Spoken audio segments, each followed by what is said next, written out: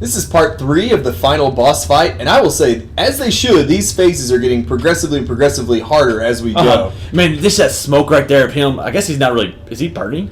I what in the world is going on right there? But this is that's just an awesome scene of him just kind of. I guess he's burning to me. So he's burning with anger and hatred right now. And now we've had cinematics kind of like in each of these parts, but I really think it starts to get good with this cinematic right here. I agree. Like very early in the game, Zelda gave up part of her energy, life force, whatever you want to call it. To keep Midna alive, right? To keep Midna alive. To bring her back to life, or something like that. To save her, basically. To save her, yeah. And now Zelda's like, nope, I am taking that back. Well, she got her, like, few shadow stuff. Yeah. So now she has her power, and then Zelda... Yeah.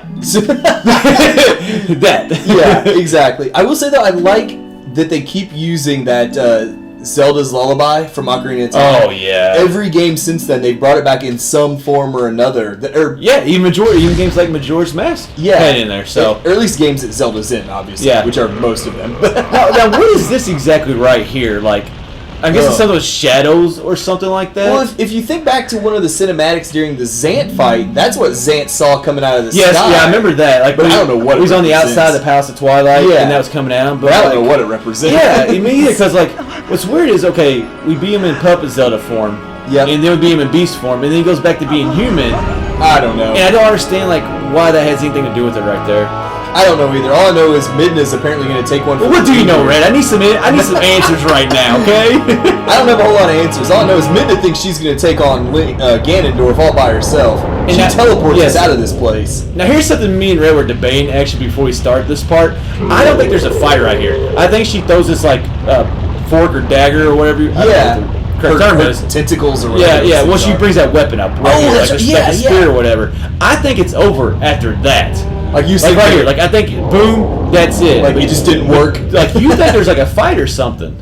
That's my thought. I mean, obviously we'll never know. No. But I'm I would love to see... that image right there, though. Oh, that's great. Yeah, that's a good image. Go ahead. I would love to see, if there was a fight, the Ganondorf versus, Fused Shadow Midna with her big pike or whatever weapon that was. I think what she did was she stabbed him with that thing, and then the result is this right here, where I think the castle blows up, maybe, in 3, 2. I was wondering when it was going to come. But I think she stabs him, and then that happens right there. And yet somehow... he's the one left standing, holding the fused shadow. Yeah, we see Min at the end of the game. Oh my god, this is getting too deep, man. This is getting way too deep right now. This is an epic little scene. I love this. I love the music. Yeah. Him on horseback, and this is the first time I think we've seen Ganondorf on horseback. In this game, at least. Well, no, actually, not Ocarina of Time. Yeah. When some of the cutscenes, we did see him on horseback, but man, that horse looks awesome. Dude, and that's just crazy. When him, when the horse rears up first, then the fused shadows just crumble in his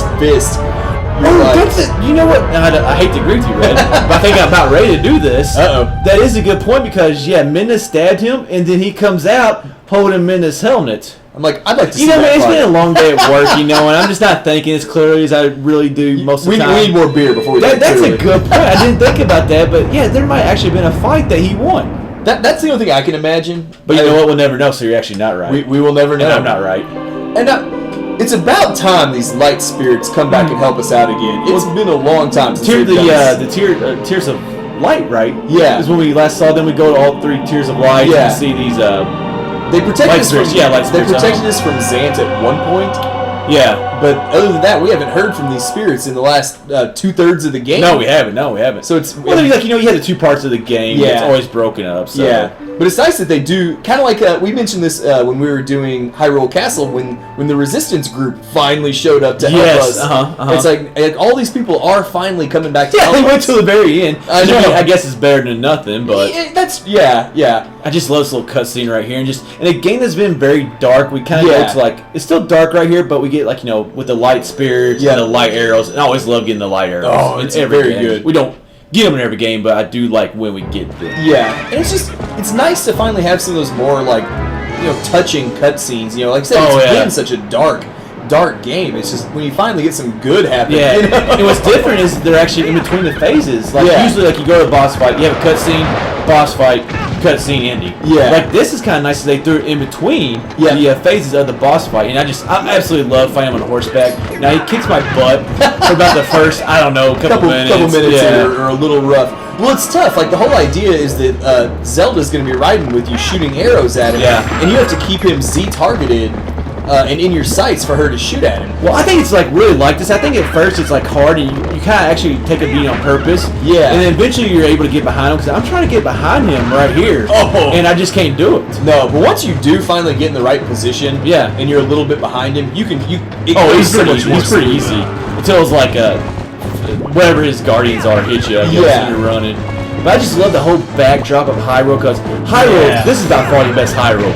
And I should say my opinion, this is by far the best Hyrule in any Zelda game. Yeah. Just like the backdrop of this whole area, they really brought everything together very well on these final boss fight phases. Yep. And it's cool, like, we spent so much time in this game exploring this massive Hyrule field, which is the biggest one by far. Oh, yeah. And now we're like actually fighting the boss out in one of those parts of Hyrule Field. It's really cool. And this is the first time we ever fought on horseback, which is really cool. Yeah.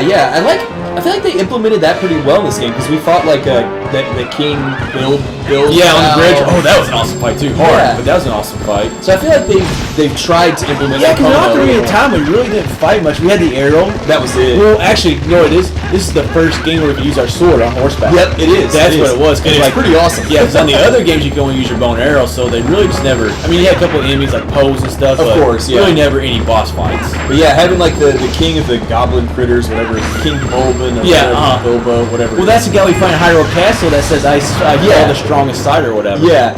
It's just nice to, and I love that like they've just implemented all the different kind of phases of Link that you've been. Oh yeah, Like you fought him on foot, you fought him as Wolf Link for a little while. Now you're on Epona. It's just like they're bringing it all together. Yeah, and then last part we just get like a regular straight man versus man sword fight, which I absolutely love. We'll talk about obviously more when we get there. Oh yeah. I think they, like I said, they do a great job of tying everything together here for the boss fight. Man, it was hard to fight him on horseback though right here, because it's just hard to control that thing and swing your sword at the same time. That's the thing too, like even right there you went right through him and swung and didn't get it. Folks, as we always say, it's not two guys, it's the controls of the game that's causing us problems. It's the controllers. But as you can see, once we got past the early stages in this fight, it's easier to keep him in your view. Oh, definitely easier. Except I think that first part, like, it's on purpose. Like, it's just harder to get behind him in that very first part. And he has his way with you there for a minute. Yeah, we don't need to talk about the bad stuff. You know, I do love this part right here, though, of him falling off his horse. Just, I don't know, that just looks awesome. It looks like, hey, I slew this guy. He's down. And I remember finding this part, I was like, yes, I finally got this guy. And then, nope. Round 4. And I forgot to mention this earlier when you were talking about like the scenery around here. Like you see like how dark and everything it is. I love it. It's like a storm is rolling in with this darkness. I mean, part of it's the twilight, of course. Yeah. But we've seen a lot of Zelda games, like a lot of final bosses. Like Wind Waker was, it was kind of flooding, but Wind Waker was one, and Skyward Sword was also another. And we're about to see that when the lightning starts striking here. We'll hit on that a little bit more here. And how about that sword, which we'll actually talk about in part 4? Oh, this was a difficult, epic part of the boss fight.